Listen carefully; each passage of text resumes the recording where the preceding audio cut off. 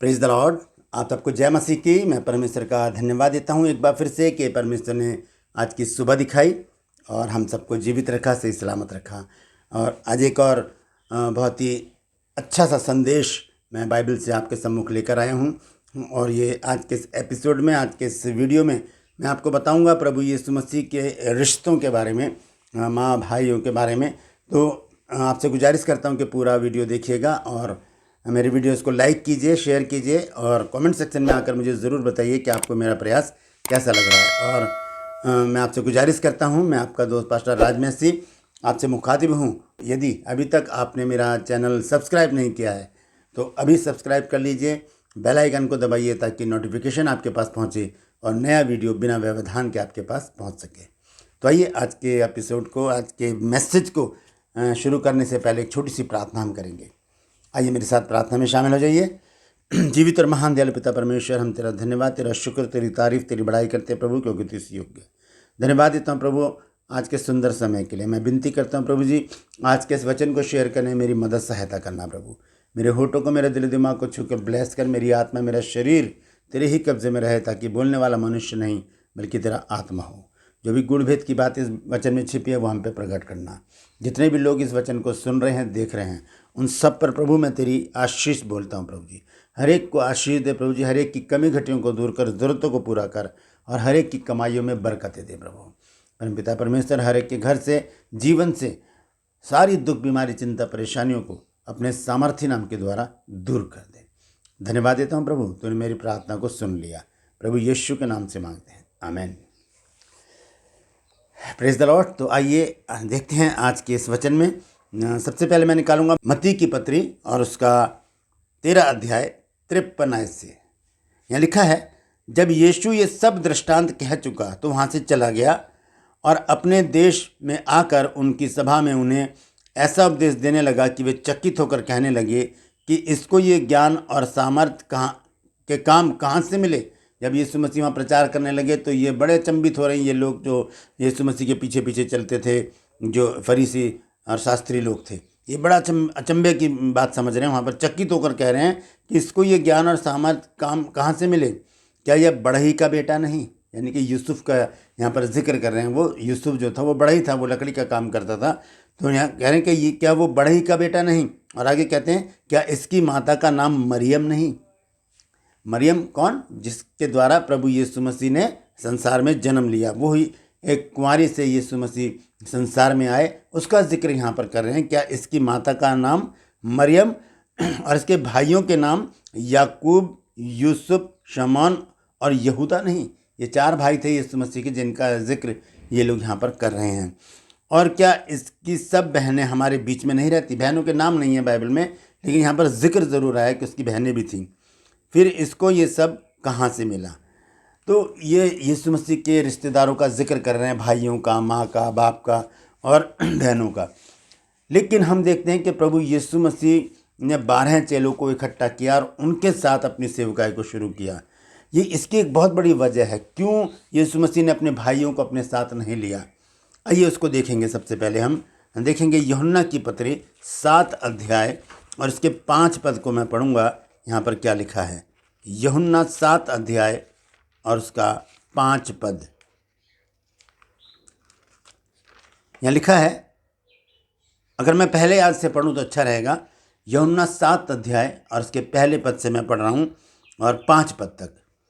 इन बातों के बाद यीशु गलील में फिरता रहा, क्योंकि यहूदी उसे मार डालने का यत्न कर रहे थे। इसलिए वह यहूदिया में फिरना ना चाहता था और यहूदियों का मंडपों का पर्व निकट था। इसलिए उसके भाइयों ने, कौन से भाई उसके, जो 4 नाम वहाँ पर बताए गए, याकूब, यूसुफ, शमौन और यहूदा, इन भाइयों ने क्या कहा उससे। इसलिए उसके भाइयों ने उससे कहा, यहाँ से कूच करके यहूदिया में चला जाए। यानी कि यहाँ कह रहे हैं कि यहाँ से चला जा, भगा रहे हैं यीशु मसीह को वहाँ से कि यहाँ से तू चला जा, कि जो काम तू करता है उन्हें तेरे चेले भी देखें। और आगे लिखा है 4 आयत में, क्योंकि ऐसा कोई ना होगा जो प्रसिद्ध होना चाहे और छिपकर काम करे। यदि तू यह काम करता है तो अपने तय जगत पर प्रकट कर। यानी कि जो भी तू करना चाहता है अपने को प्रकट कर, जहाँ मर्जी जा। अब 5 आयत में देखिए क्या बात लिखी है, क्योंकि उसके भाई भी उस पर विश्वास नहीं करते थे।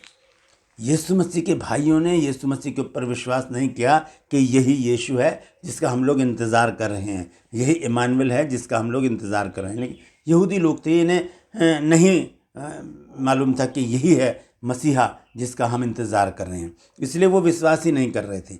वो बस सोचते थे कि ये बस अपना एक काम कर रहा है, करने दो इसको, और उसको कह रहे इधर चला जा उधर चला जा, कि यीशु मसीह के ऊपर ये लोग विश्वास नहीं करते थे।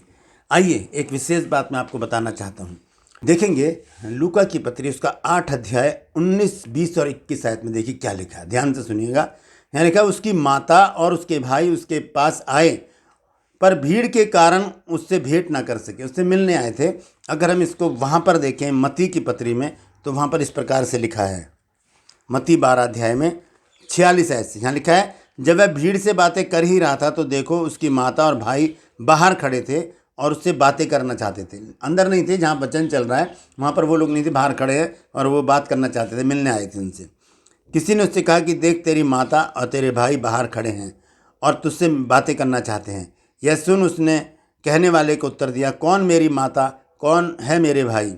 और अपने चेलों की ओर अपना हाथ बढ़ाकर कहा, देखो मेरी माता और मेरे भाई ये हैं। ऐसे करके हाथ बढ़ाया कि देखो ये मेरी माता और ये मेरे भाई हैं। और आगे लिखा है यहाँ पर, मत्ती पढ़ रहा हूँ मैं, 12 अध्याय 50 आयत, क्योंकि जो कोई मेरे स्वर्गीय पिता की इच्छा पर चले वही मेरा भाई और बहन और माता है। ये यीशु मसीह की इच्छा है। यीशु मसीह ये चाहते हैं कि हम परमेश्वर की इच्छा पर चलें, तभी हम उसके भाई बहन और माता हो सकते हैं। आइए 8 अध्याय में वापस चलेंगे लूका में। यहाँ पर देखिए क्या लिखा है। यहाँ लिखा है, उसकी माता और उसके भाई, 19 आयत पढ़ रहा हूँ मैं, 19, 20, 21। उसकी माता और उसके भाई उसके पास आए और भीड़ के कारण उससे भेंट ना कर सके, और उससे कहा गया कि तेरी माता और तेरे भाई बाहर खड़े हुए तुझसे मिलना चाहते हैं। अब यहाँ देखिए यीशु मसीह ने क्या कहा। उसने उनको उत्तर में कहा कि मेरी माता और मेरे भाई यही हैं जो परमेश्वर का वचन सुनते और मानते हैं। एक ही बात है, इच्छा पर चलना, सुनना और मानना, दोनों एक ही बात है। मत्ती में लिखा है, क्योंकि जो कोई मेरे स्वर्गीय पिता की इच्छा पर चले वही मेरा भाई और बहन और माता है। लूका में लिखा है कि उसने उनको उत्तर में कहा, मेरी माता और मेरे भाई यही हैं जो परमेश्वर का वचन सुनते और मानते हैं। यानी कि जो परमेश्वर की इच्छा पर चलेगा, जो परमेश्वर के वचन को मानेगा सुनेगा, वही प्रभु यीशु मसीह का है। अन्यथा कोई भी यीशु मसीह का नहीं है, चाहे वो यीशु मसीह के ये भाई हों जिनके नाम यहाँ पर लिखे हैं, कौन? याकूब, यूसुफ, शमौन और यहूदा। ये लोग विश्वास नहीं करते थे, सुनते ही नहीं थे यीशु मसीह की। ऐसे ही मरियम, वो भी मरियम भी आकर कहती थी, जब कोई काम होता था कि जब काना के गलील में जब दाखरस ख़त्म हो गया, तब मरियम ने आकर कहा कि उनके पास दाखरस नहीं है। तब उसने कहा, हे महिला मुझे तुझसे क्या काम। तो यहाँ पर ये लोग परिवार के होने के बावजूद यीशु मसीह से अलग रहे। हमें यीशु मसीह के परिवार में अगर होना है तो हमें परमेश्वर की इच्छा को पूरा करना पड़ेगा। हमें परमेश्वर के वचन को सुनना और मानना पड़ेगा। ये लोग नहीं मानते थे, इसलिए यीशु मसीह ने उनको अलग कर दिया कि ये कौन मेरी माता कौन मेरे भाई। मेरी माता और मेरे भाई मेरी बहन ये हैं जो परमेश्वर की इच्छा पर चलते हैं और परमेश्वर के वचन को सुनते और मानते हैं। उसके बाद यीशु मसीह को क्रूसीफाइड कर दिया गया। यीशु मसीह मर गए। तीसरे दिन जब मुर्दों में से जी उठे, तब यीशु मसीह को जब जीवित देखा यीशु मसीह के भाइयों ने, तब विश्वास किया। और 2 भाइयों ने पत्री लिखी, यहूदा ने और याकूब ने। ये 2 पत्रियां प्रभु यीशु मसीह के भाइयों ने लिखी हैं। तब वो पत्रियां लिखी, और मरियम ने भी चेलों के साथ सेवकाई शुरू की पहली सदी की कलीसिया में। तो इस प्रकार से इनका जीवन कब बदला? जब इन्होंने सच्चाई को देखा कि हाँ, यीशु मसीह ही प्रभु है जो मरकर जी उठा। हमें भी विश्वास करना है कि यीशु मसीह ही प्रभु है जो मरकर जी उठा और वो फिर से आने वाला है। अब हमें प्रभु यीशु मसीह के आगमन की तैयारी करनी है, लेकिन हमें परमेश्वर के वचन पर चलना है, उसको सुनना है, मानना है, उसकी इच्छा पर चलना है। तभी हम यीशु मसीह को हे प्रभु हे पिता कहकर पुकार सकते हैं।